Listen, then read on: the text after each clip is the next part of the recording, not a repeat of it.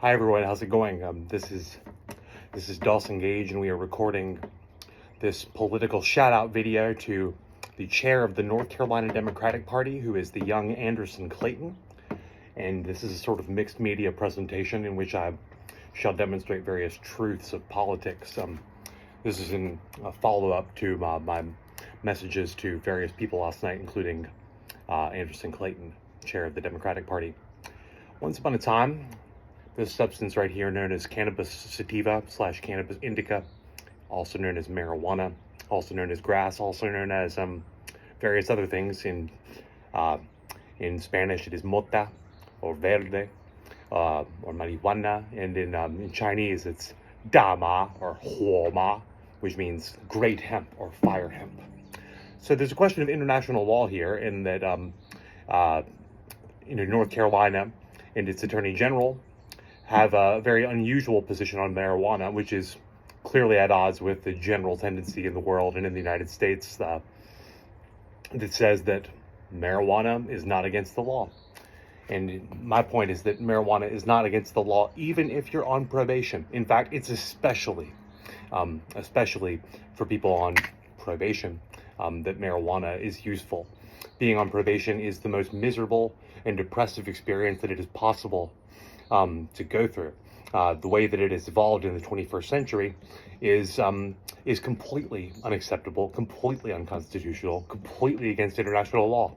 A probation officer who wants you to get a job, and not shoot dope, that's one thing. A probation officer who has a cell phone with a little app who can monitor your location and hunt you down like a fugitive slave or a runaway animal, that's a very different situation. Technology has changed probation, and one good thing about marijuana is that it gives us some perspective on technology, because it's a sort of pre-technological way of changing your situation.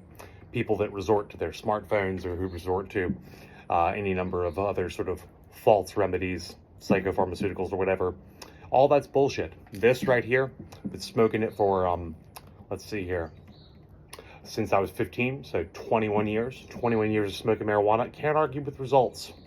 The question of whether a controlled substance and its use and its possession and even its distribution are illegal, the question must always be viewed in context.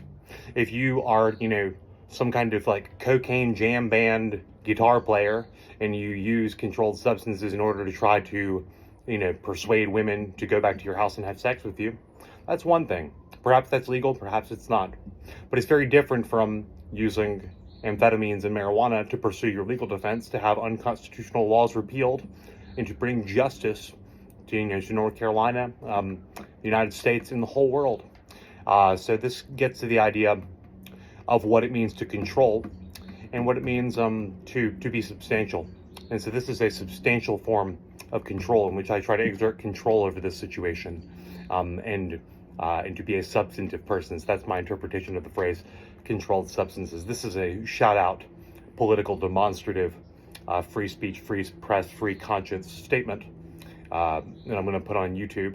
And so let's go ahead and get down to the business.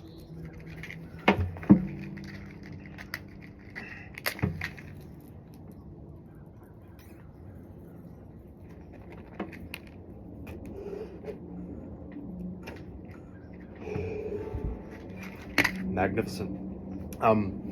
So this is as good as let's break this into separate videos. This is a video shout out sequence to Anderson Clayton, chair of the North Carolina Democratic Party, also known as the party. Chairman Mao Zedong said that political power comes out of the barrel of a gun, and that therefore we must make sure that the party always controls the gun and never allow the gun to control the party. Leon Trotsky said that at the end of the day, comrades, one man cannot be right while his party is wrong.